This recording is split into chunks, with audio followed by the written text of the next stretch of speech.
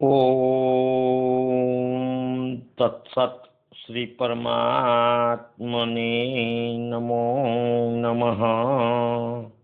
પુસ્તકનું નામ છે શ્રીમદ ભાગવત એકાદશ સ્કંદ અનુવાદ સંત રાધેશ્યામજી કૃત. અધ્યાય 7મો. દત્તાત્રેયના ગુરુઓ. શ્લોક પહેલો. શ્રી ભગવાન બોલ્યા, હે ભાગ્યશાળી, તમે કહ્યું તેમ જ ખરે મેં ધાર્યું છે. શંકર બ્રહ્મા ને લોકપાળો ઈચ્છે છે કે મારે હવે પરધામમાં વાસ કરવો. શ્લોક બીજો. બ્રહ્માજીએ પ્રાર્થના કરતા દેવતાઓનું જે કાર્ય સાધવા માટે મારા અંશ સાથે હું અહીં ભૂતળ પર પ્રગટ થયો છું, તે બધું કાર્ય પૂરું થયું છે. શ્લોક ત્રીજો. આ શાપથી કુળ તો બળી ગયું છે, તે હવે માહો માહે બાજી મરી ખૂટશે અને આજથી 7મે દિવસે આ દ્વારકાને સમુદ્ર બોળી નાખશે, એટલે બુડાડી દેશે.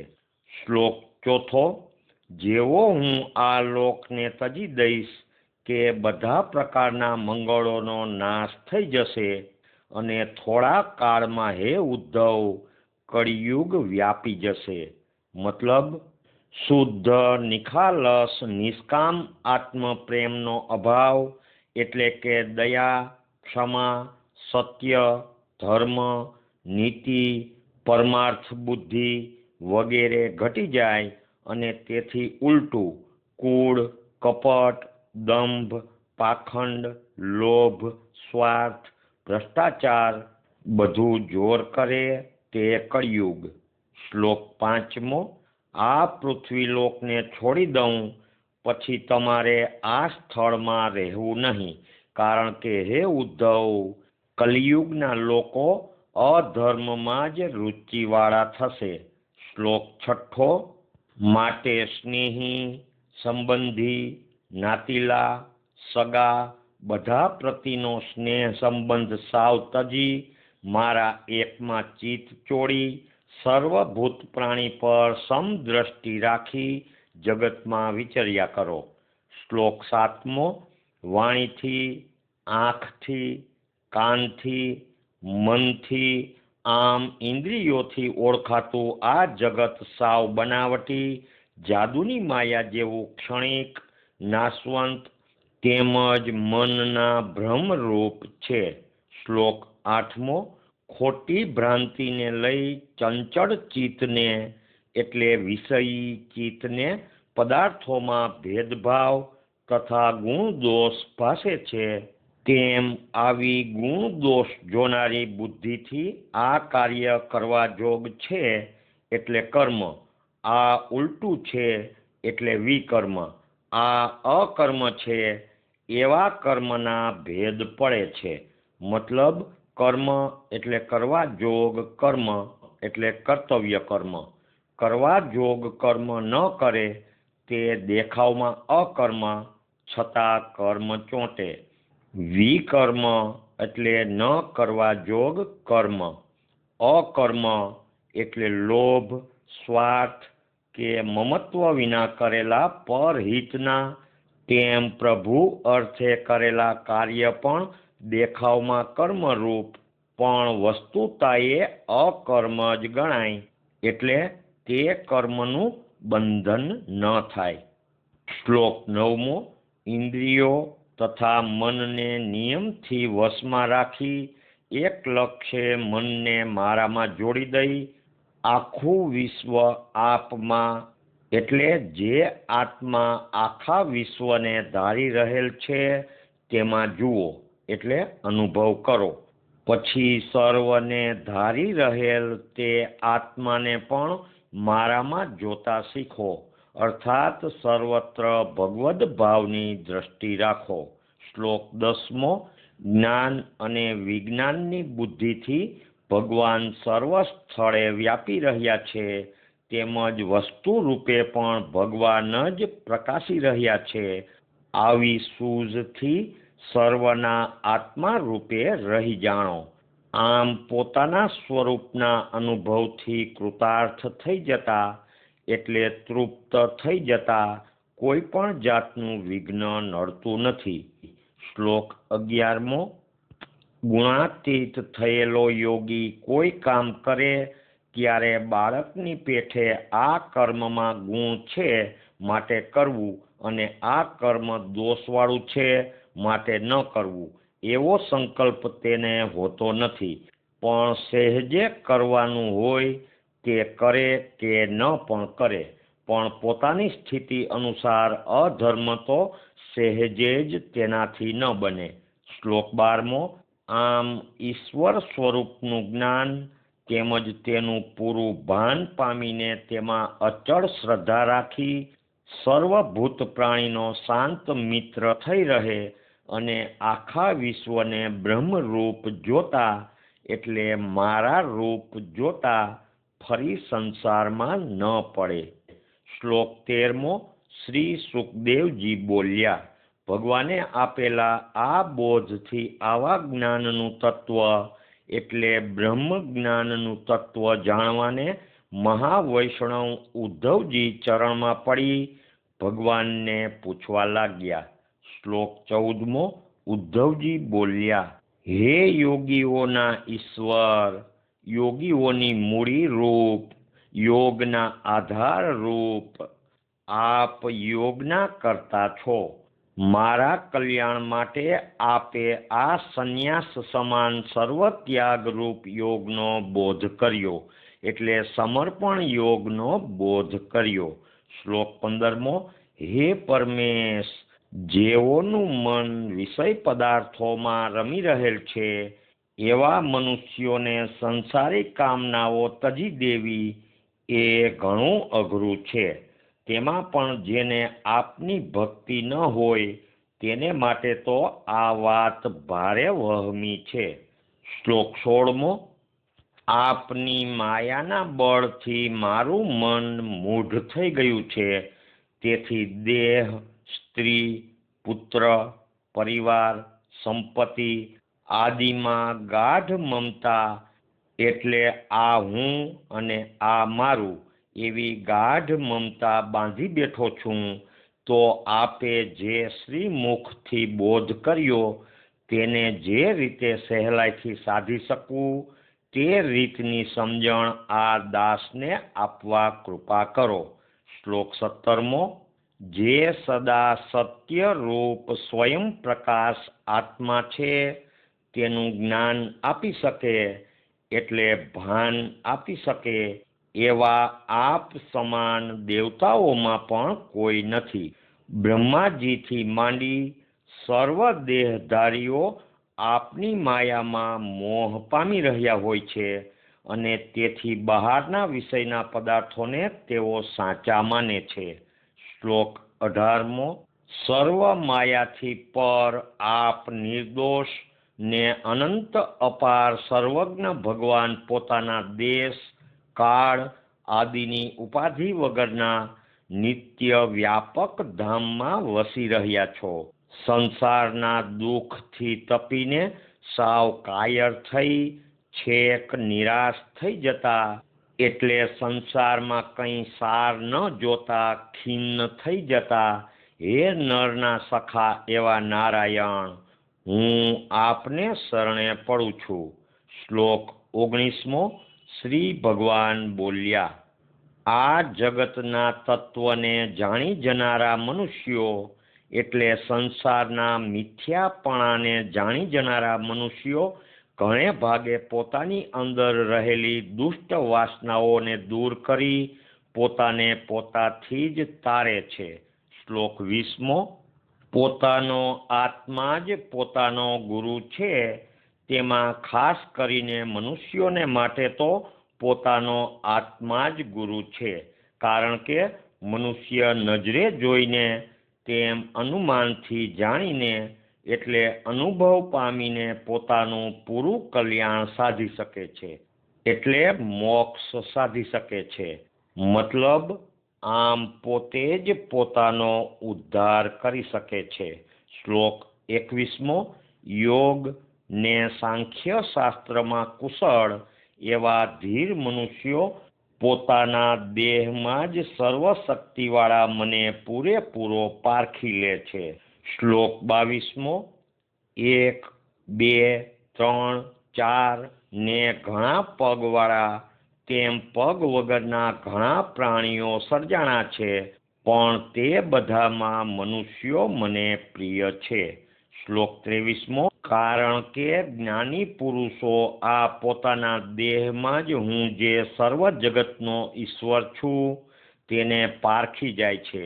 જ્યાં મન વાણીની ગતિ નથી, બીજી ઇન્દ્રિયોની પહોંચ નથી, એવા મને તેઓ અનુમાન આદિ જુગતીથી એટલે શાસ્ત્રબોધ, સંતબોધ વગેરે જુગતીથી પૂરેપૂરો પારખી લે છે. શ્લોક 24મો.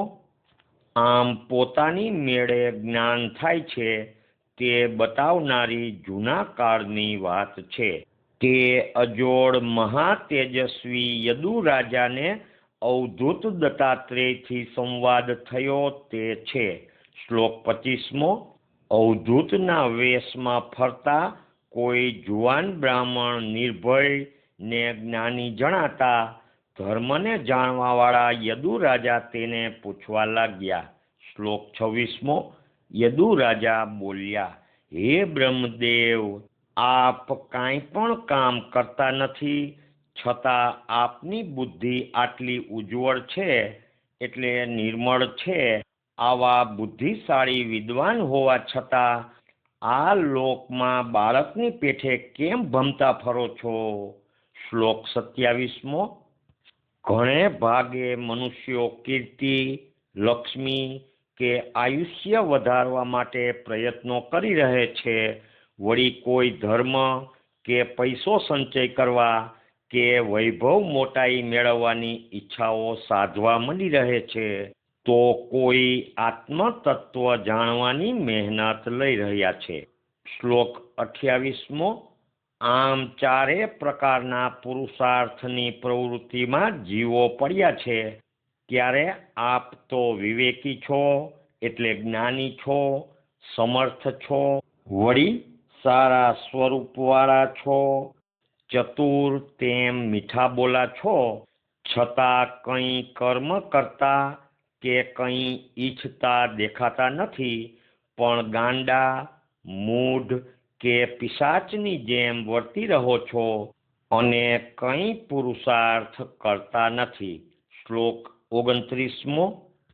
આ દુનિયાના લોકો કામ ને લોભની લાહીમાં બળી રહ્યા છે, ત્યારે આપ તો ગંગાના પ્રવાહમાં ઊભેલા હાથી પેઠે આ સંસારના તાપથી જરા પણ તપતા દેખાતા નથી. શ્લોક 30મો. જગતના તમામ વિષયોથી છૂટી એટલે મોકળા થઈ આપ એક આત્મામાં જ પ્રસન્ન રહેનારા છો. હે બ્રહ્મન, આવો આત્માનો આનંદ કેવી રીતે પ્રાપ્ત થયો તે મને કહો. શ્લોક 31મો.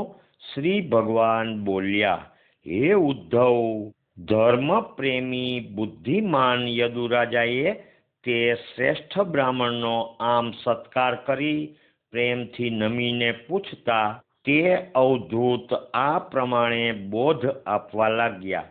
શ્લોક 32મો. શ્રી દત્તાત્રેય બોલ્યા, હે રાજન, મારા ઘણા ગુરુઓ છે, જેને મારી બુદ્ધિથી ઉપાસી તેનાથી જ્ઞાન પામીને હું આ જગતમાં મુક્ત ફરું છું. તેના નામ સાંભળો. શ્લોક 33મો અને 34મો. પૃથ્વી, વાયુ, આકાશ, પાણી, અગ્નિ, ચંદ્ર, સૂર્ય, હોલો, સમુદ્ર, અજગર, પતંગિયો, ભમરો કે મધમાખી, હાથી, શિકારી, હરણ, માછલું, પીંગળા વેશ્યા, ટીટોળો, બાળક, કુમારી કન્યા, બાણ ઘડનારો, સર્પ, કરોળિયો ને ભમરી. શ્લોક 35મો. હે રાજા, આ 24 મારા માનેલા ગુરુઓ છે, જેના વર્તન પરથી ધડો લઈ મેં મારે માટે જ્ઞાનનો બોધ લીધો છે. શ્લોક 36મો. જે ગુરુ પાસેથી જે રીતે જે પ્રકારનો બોધ મેં લીધો છે તે બધું હે યદુરાજા તમને વિસ્તારથી કહું છું તે સાંભળો. શ્લોક 37મો. પહેલા ગુરુ પૃથ્વીથી બોધ. સર્વભૂત પ્રાણીઓ તરફથી થતા સુખ દુઃખ દૈવાધીન માની સહી લઈ ધીર પુરુષ પૃથ્વીની પેઠે પોતાના માર્ગથી ડગતો નથી. આવો ધીરજ ને ક્ષમાનો પાઠ પૃથ્વી પાસેથી શીખ્યો છું. શ્લોક 38મો. સદાય જેનું જીવન ને જન્મ પારકાના ભલા માટે જ છે એવા પૃથ્વીના પર્વત ને વૃક્ષો પાસેથી સાધુએ એટલે સત્પુરુષે પણ પરમાર્થી થવા શીખવાનું છે. મતલબ એકલું પેટ ભરવું તે માનવ જીવનની સાર્થકતા નથી. શ્લોક 39મો. બીજા ગુરુ વાયુથી બોધ. પ્રાણ નભી રહે તે પૂરતું અન્ન સાધુએ લેવું, પણ મનને ગમતા એવા અન્ન ઈચ્છવા નહીં. પોતાનું ભાન ખોઈ ન બેસે એટલે જ્ઞાન વિચાર ન ભૂલે માટે મન વાણીને એટલે ને કાયાને સંયમમાં રાખવા. પ્રાણવાયુથી બોધ. જુદા જુદા ગુણવાળા ભોગ પદાર્થો મળી જાય ત્યારે વાયુની પેઠે તેના ગુણ દોષમાં સાધુએ આસક્ત થવું નહીં. મતલબ આસક્ત થઈ ગમતા પદાર્થમાં લોભાવું નહીં કે રાચવું નહીં. તેમ અણગમતા પદાર્થો માટે ચીડ ન રાખવી. શ્લોક 41મો. જેમ વાયુ અનેક પ્રકારની ગંધો વહન કરતો વાય છે, છતાં તે ગંધ વાયુમાં બેસતી નથી એટલે ચોંટતી નથી, તે જ પ્રમાણે દેહના જુદા જુદા ગુણોમાં એટલે પ્રકૃતિના જુદા જુદા ગુણોમાં પ્રવર્તતા હોય છતાં આત્મદર્શી જ્ઞાની પુરુષ તે ગુણોથી ન લેપાતા મુક્ત રહે છે એટલે છૂટા રહે છે. ત્રીજા ગુરુ આકાશથી બોધ. આ માપ વગરનું અંદર બહાર વ્યાપી રહેલું છતાં મોકળું આકાશ તેમાં દેખાતા કોઈ પદાર્થોથી લેપાતું નથી, તેવી જ રીતે અવિનાશી આત્મા હાલતા ચાલતા કે સ્થિર પદાર્થોમાં અંદર બહાર વસી વ્યાપી રહ્યો છે છતાં કશાથી લેપાતો નથી એટલે તેને દેહાદી પદાર્થો પરસતા નથી.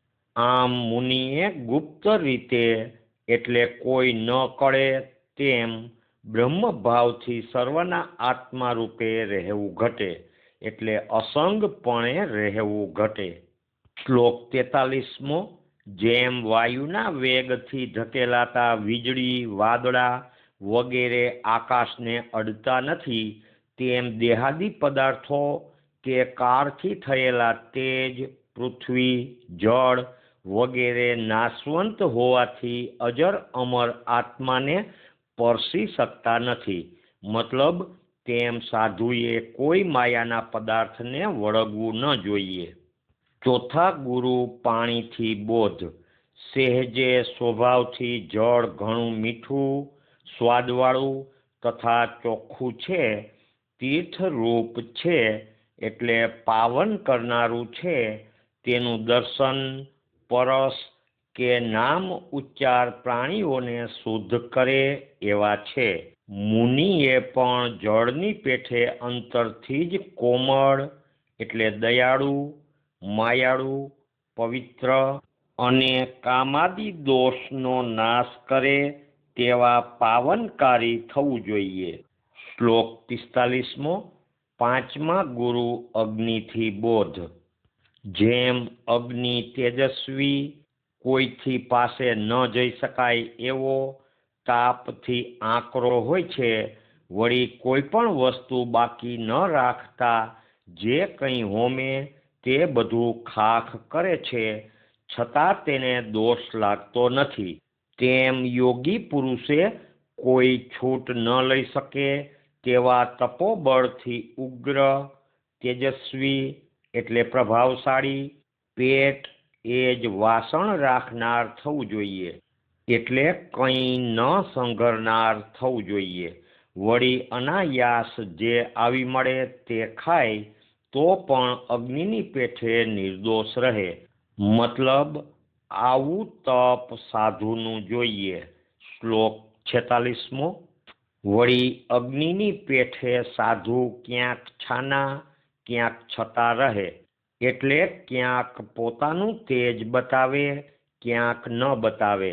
વળી કોઈ પોતાના કલ્યાણની ઈચ્છાથી સેવા કરે ને સેવામાં જે વસ્તુ અર્પણ કરે તે ભોગવતા ભક્તના પૂર્વના ને પછીના બધા પાપ બળતા રહે છે.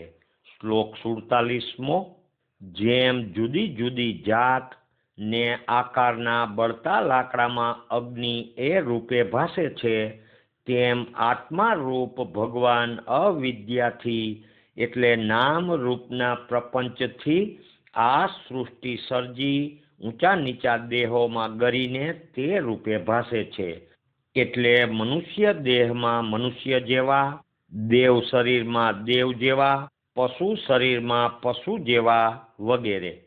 મતલબ યોનિ પ્રમાણે શરીરના આકાર, રૂપ, જાત જુદા, પણ બધામાં આત્મા એક જ. શ્લોક 48મો. છઠ્ઠા ગુરુ ચંદ્રથી બોધ.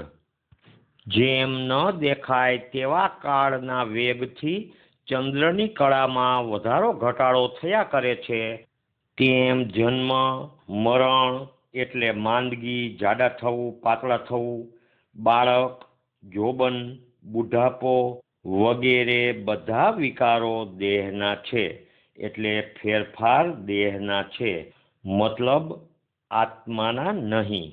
શ્લોક 49મો.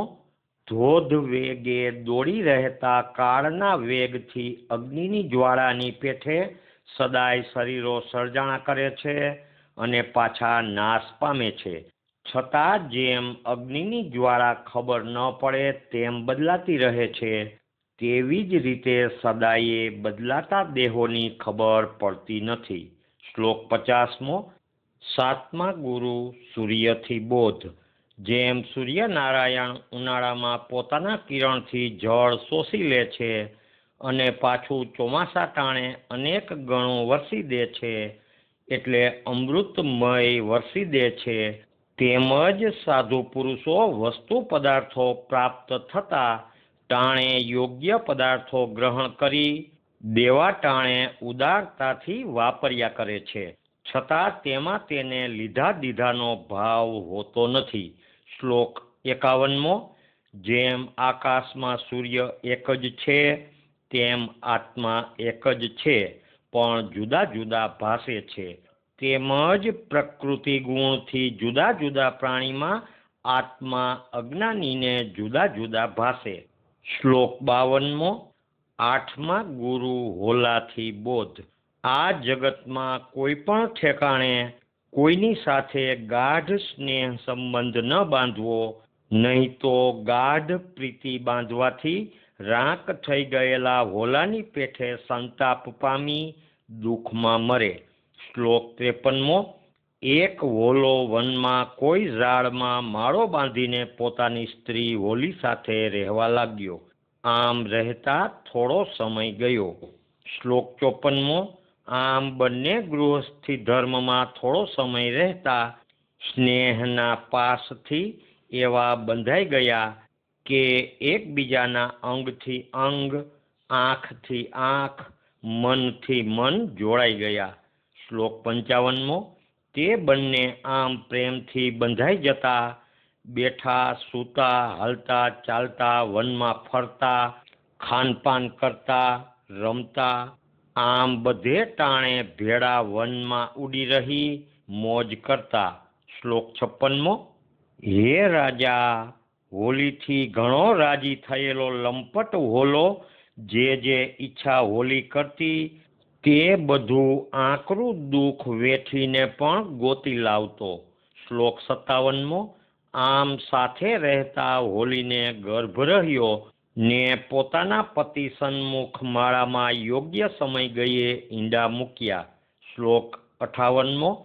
ભગવાનની અચિંત્ય માયા શક્તિથી યોગ્ય કાળ જતા ટાણે આ ઈંડામાંથી કૂણા અંગો ને રૂંવાવાળા બચ્ચા નીકળ્યા.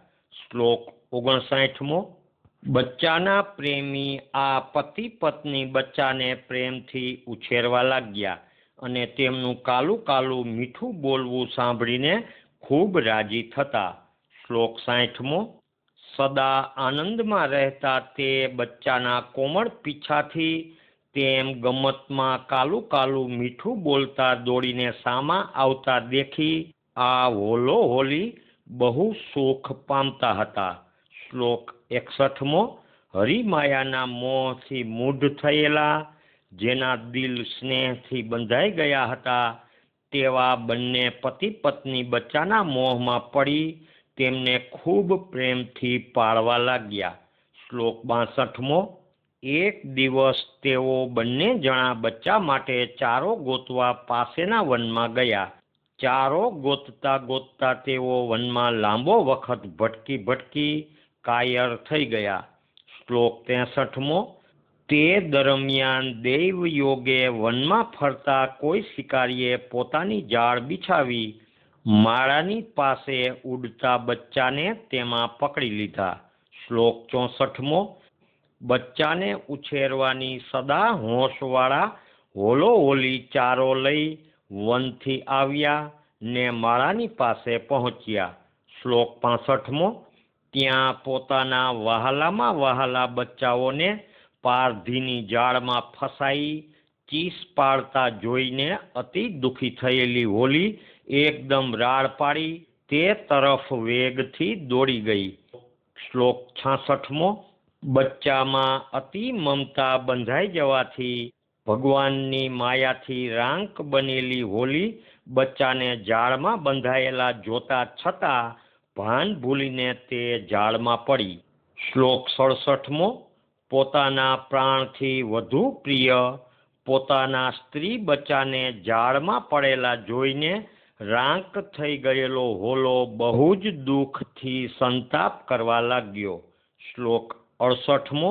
અરે, હું કેવો કમ બુદ્ધિનો અભાગ્યો કે મારા ઘરનો ઘાણ વળી ગયો. હજી મેં ગૃહસ્થી ધર્મનું સુખ લીધું નહીં, કૃતાર્થ ન થયો, ધર્મ અર્થ અને કામ સાધ્યા નહીં. આમ મારી એકે આશા પૂરી ન થઈ ત્યાં તો સ્ત્રી અને બચ્ચાનો નાશ થઈ ગયો. શ્લોક 69મો. મારે લાયક અને મને દરેક વાતે અનુકૂળ પતિને દેવ માનનારી એવી મારી સ્ત્રી સુના ઘરમાં મને વિલો મૂકી ભલા ભોળા બચ્ચા ભેળી સ્વર્ગે જઈ રહી છે. શ્લોક 70મો. સ્ત્રી પુત્રાદિના મર્યા પછી જીવન ઝેર થયા બાદ આવા સુના ઘરમાં વિધુર ને રાંક એવા મારે શા માટે જીવવું. શ્લોક 71મો.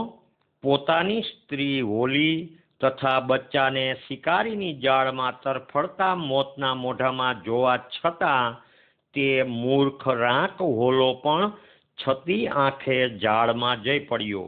શ્લોક 72મો. આમ ઘરધણી હોલો હોલી તેમજ બચ્ચાઓ બધું મળી જતા તે નિર્દય પારધી પોતાનું કામ સરી ગયું માની શિકાર લઈ પોતાને ઘેર ચાલ્યો ગયો. શ્લોક 73મો. આ હોલા હોલી જેવો વાસનાવાળો સુખ દુઃખ લાભ હાનિ વગેરેમાં રચ્યો પચ્યો ગૃહસ્થ પોતાના કુટુંબનું પોષણ કરતો પોતાના ઘરના ભેળો રાંક બની દુઃખી પામે છે. શ્લોક 74મો. આ મનખા દેહ જે મોક્ષનું બારણું છે તે પામીને જે હોલાની પેઠે મમતા બાંધી ઘરમાં બંધાઈ જાય તે નીચો પડ્યો એમ માનવું, એટલે અધોગતિ પામ્યો એમ માનવું. શ્રી નારાયણ ભગવાન કી જય.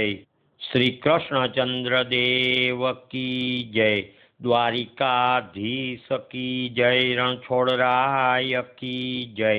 નરસિંહ રામ મહારાજ કી જય, સદગુરુદેવ કી જય. રાધે શ્યામ, રાધે શ્યામ.